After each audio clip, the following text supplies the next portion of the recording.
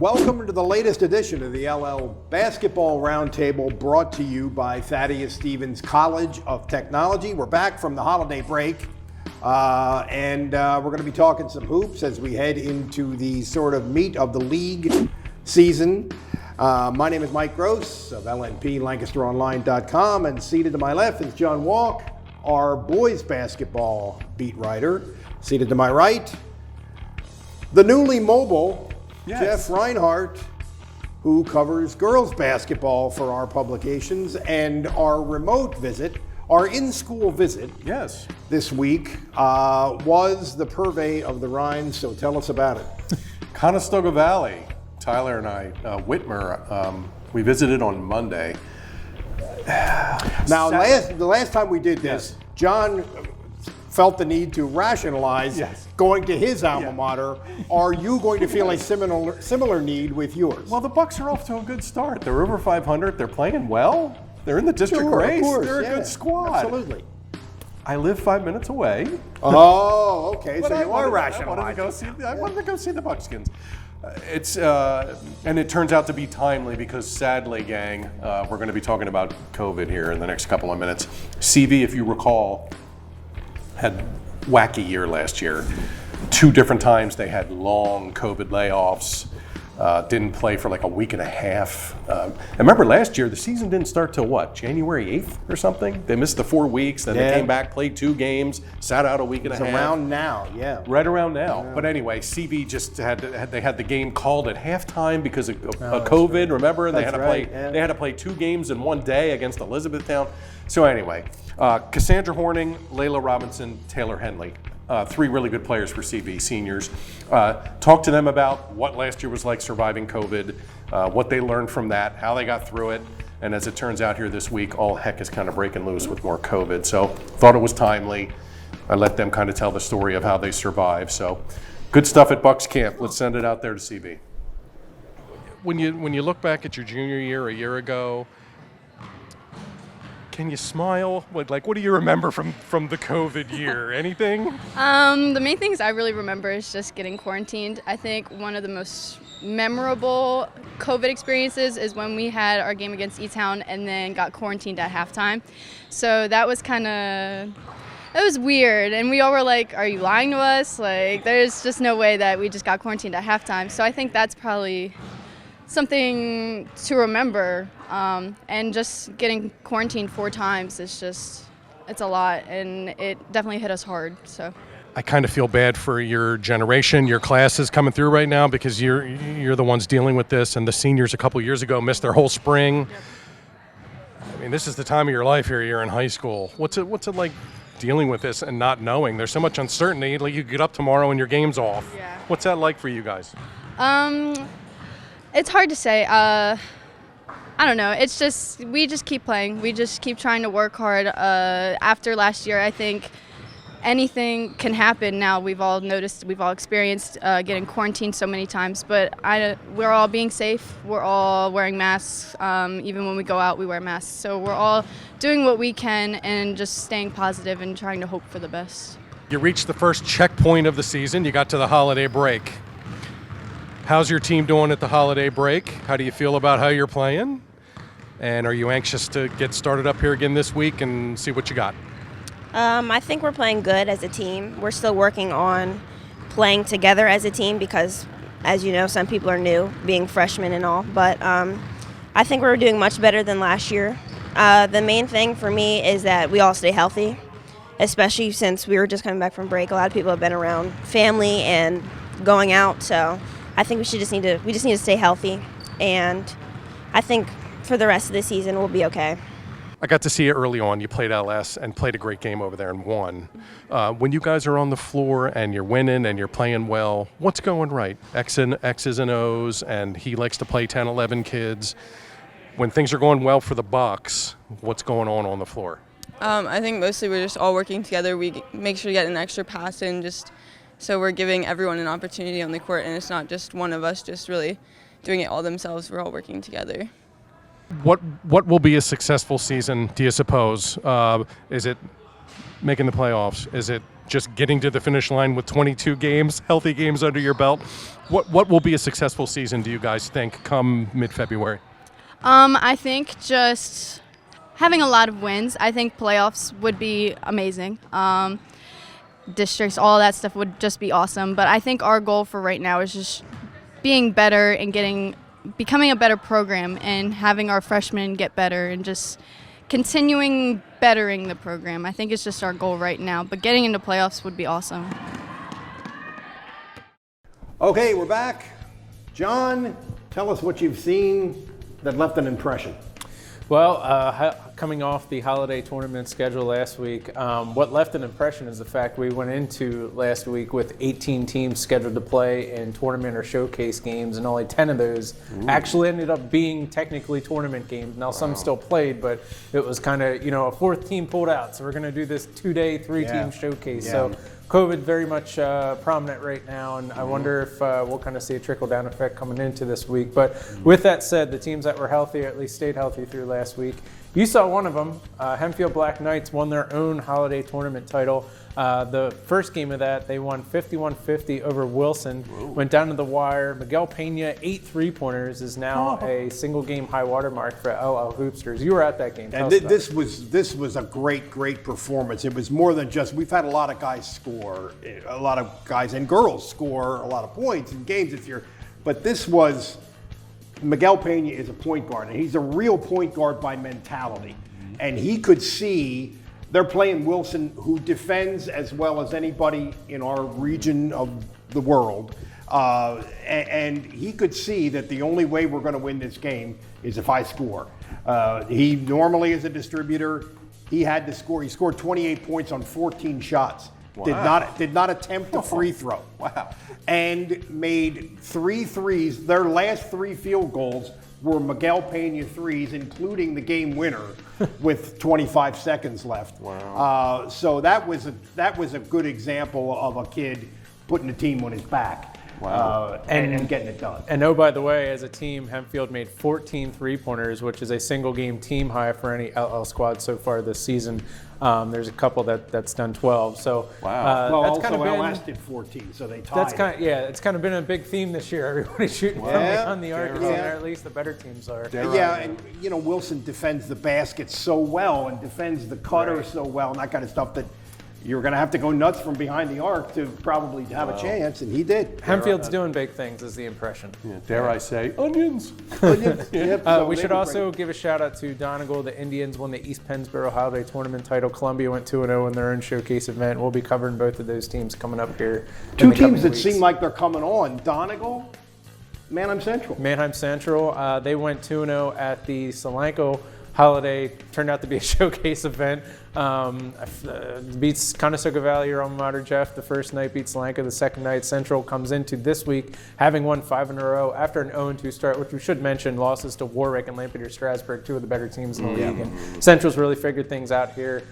Trey Grube, in those 5 wins, has scored 20 or more in 5 straight. Yeah, he's another one of these shooters, another one of these good young guards. Nice. Yep. He comes into this week, Trey Grube does, as the LL League leading scorer. So that's worth mentioning since the Barons haven't had that in about 4 years. And let's talk a little bit about the game that you saw last night, because this is 2 teams that we expected coming into the season are going to be factors in March, maybe. LS and Lancaster Mennonite. Well, what's interesting there is Lancaster Mennonite, we know, has Camden Hurst, a 3-year starter, one of the top scorers in the league. Okay, LS takes Hurst away. What can they do? They came out in the short end. Whereas LS, okay, they have Ty Burton, the All-State freshman a year ago, is now a sophomore. Does he have other pieces around him when teams defend him? And he certainly does. He does. It's been Luka Vranich, Isaac Pareto, and then Monday night, Ben Wirt, 25 points. They have shooters. Wow. And they're not, they're not the tallest bunch, but they have enough size, and I think they box out well enough that, here they are undefeated in 5A. And 5A. You talk about Hempfield and LS is right there. Columbia is going to be right there. We'll talk about them more later in the season. Shout out to Isaiah Pareto, because he was also part of LS's league champion golf team. Nice. This dude's a golfer. Nice. So I like that. And Luka Varanik, who is the redhead for LS, was on the District 3 2A Championship cross country. That's right. team. I forgot. wow. Yeah. And, by the way, I should have Burke- thrown that in there. We Sorry, should also Luke. mention Berkeley Wagner, Yeah, who is yeah. also an LS starter on the basketball team, the starting Football. quarterback for the District 3 4A runners-up. Yeah. And Yeah. what's Del Grande doing? Is he reporting to Coastal? He already or is left. He still He's playing? at Coastal He's Carolina. gone? Yeah. Yeah. He was Good for him. with the team, but not Not dressed playing. or anything like So that. he's But gone. At least when I saw him play. Okay. Good for him. That's kind of a survey of what we've seen lately from the boys' side. Yes. Turn it over to Mr. Reinhardt for the girls. Let's start holiday tournament since we were there. Tip of the cap, Columbia won the Northeastern tournament, and I actually saw their first round game. They beat E-Town. Lancaster Country Day won the Halifax tournament. I actually was at that, and I saw Lancaster Country Day beat Belleville Mennonite, Boom. who I've never seen before. Anvil Cleona, good for the Dutchmen. They've won 3 in a row. They won their own tournament. And Lebanon, wow, Cedars are playing great. They have a big game here on Tuesday night as we record. Cedars won their Lebanon tournament. Story, though, was this. Hemfield and Penn Manor had to back out of tournaments because of, I think we're calling it health and safety protocols now. I think that's what we're calling it. So Hemfield had to back out of the York Suburban. Penn Manor backed out of the Solanco tournament. So those kind of got switched around. Lancaster Country Day is also out right now. Ephrata is also out right now. And Lancaster Mennonite is out. And Lancaster Mennonite reshuffled a whole bunch of games that they might not be playing here moving forward. So COVID seems to be the hot topic. Sadly, a whole bunch of good games got bagged, including the game of the week was supposed to be Tuesday night, Columbia against Country Day, both undefeated, tied for first in Section 5, 1 and 2 in the district in 2A. That got postponed, no make-up date yet. The other big game is Tuesday night. Lebanon, first place in Section 2, at Warwick, a game back in Section 2. Cedars have won 4 in a row. They're 7 and 2. Kalaya Correa has been playing out of her mind, and I can't wait to see Lebanon Warwick on Tuesday. We'll talk about that next week. But races are starting to take shape a little bit. The other big game this week, Section 1, Manheim Township at Penn Manor on Wednesday. They're both a game behind Hemfield, which is getting back on the court. Friday, Lancaster Catholic plays Elko. They're both 2-0 in the section. That's a big rivalry in Section 4. So it's starting to get good. I'm just speaking for myself here and for nobody else, and I'm probably going to get in trouble for saying this. But from everything that I can read, and I'm reading a lot, we know the impact, the negative impact that kids being out of school has on kids. Yeah. And we know that this Omicron variant is a much different animal than the previous strains of this virus that we've dealt with. And I just hope, hey, if you've got sickness and injury, that's different. But I hope that people are looking at this with the data in mind and the science in mind. I am not an anti-vax guy at all. I'm the opposite of that. But let's think long and hard about disrupting these kids' lives any more than they've already been disrupted. Well said. Yeah, well said. You talked about some top upcoming games. As you guys watch this, this will be the day after Mike covered Warwick going to Lebanon, and I will have covered Lancaster Country Day at Columbia, so feel free to go to the Lancaster Online basketball page to check out those game stories. Some top games worth mentioning coming up later in the week. Friday, Mike is covering Lancaster Catholic at Elko, the top 2 teams in LL Section 4. I'll be at I'll be at Hemfield versus Hemfield, 2 of the better teams. Obviously, we talked about Hemfield there in Section 1.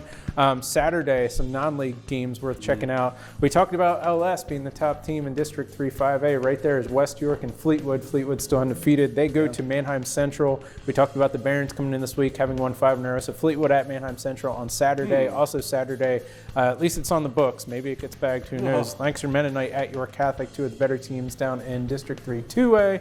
And then Sunday, I want to give a shout out to this. The Rhodes Classic, triple header at Lebanon Valley College. First game, Donegal Northern Lebanon. Second game, Cedar Crest Lower Dauphin. Third game, Lebanon Palmyra. So that's always a trip every single year worth checking out. Nice. We're getting to the point now where we can start looking at the district power rankings Yes. and all that stuff, and it's starting to take shape a little bit. Yeah, Hemfield girls are number 1 in 6A. Wow. Now, they missed 2 games over the holidays, but they're back this week. They play E-Town in a good crossover game this week. Saturday, love the showcase things. This one's become one of my favorites. West York Showcase. you guys been to West York? I have been in. Not since the new gym. Oh, the new gym Yeah. is fabulous. Well, I assume I have not. It's very since the much new like gym. Township. Yeah. Beautiful. is what It's I like heard. townships. Yeah. Yeah, it's got okay. the track above and the double decker. It's beautiful. Solanco plays Eastern York. Columbia plays York Catholic, undefeated Columbia. And rematch, District 3 4A final last year. Lancaster Catholic plays DeLone Catholic. Saturday, 6:15 at West York. I'll be at that. I'm going to go to all those games and just set up shop there. 4 kids I got to mention real quick. Genesis Meadows, the new scoring leader in the league, 23 a game. Got to talk to her last week up at Halifax. She Great is kid. she is the world be free of small school, high school. She's terrific, fantastic. 23 a game. Maddie Nyer, 21 points a game. She's at 911 career points. So she's going to hit 1,000 here soon, probably next week. Central has a bunch of like non-league games Right, coming up yeah. in the next It's week coming, or two. it's coming. Bree Draghi, Columbia, 20 a game. Saw her last week. Fabulous. Mackenzie Burke, her teammate, has 18 threes to lead the league. She had 6 threes in a game the other night. Since you're giving shout-outs, I'll be real quick. Go. Northern Lebanon Yes. senior guard Peyton Wolf, now at 200 career three-pointers, believed to be a all-time program record. We're trying to check to see what in the world. A Is little that bit of an league record? under the radar career by that Right. kid. He's been real 200. good. I forgot to mention earlier, Lampeter Strasburg boys winning on Monday is the 100th career win for, Oh, I believe, that's right. 6th or 7th year. Forgive me, Coach Berryman. Ed Coach Ed Berryman. Berryman that's right. out there at the Pioneers. You said 200 for the Northern Lebanon guy? Right. The LL girls record all-time threes, all-time, is 212. All right. And then that's Summer Reeser from Pequea Valley and Lancaster Catholic. Of course you know And it. then Stacy Aston here. from Columbia. That's pretty good. Stacy 212 Aston, who threes. played back in the day a little bit when the Yeah. threes started, she had 205. So only 2 kids in girls' history have 200. So that All right. that Wolf kid, take a look. That might be approaching all-time stuff. Well, there you have it, gang. We're into the high school hoops thing, and we hope that you will pay attention. These guys churn out a lot of material. You can catch it on LNP. You can catch it on LancasterOnline.com. We hope that you pay attention to our coverage throughout the winter. This has been the LL Basketball Roundtable. I'm Mike Gross. He's John Wall. He's Jeff Reinhardt. Brought to you by Thaddeus Stevens College of Technology. See you later.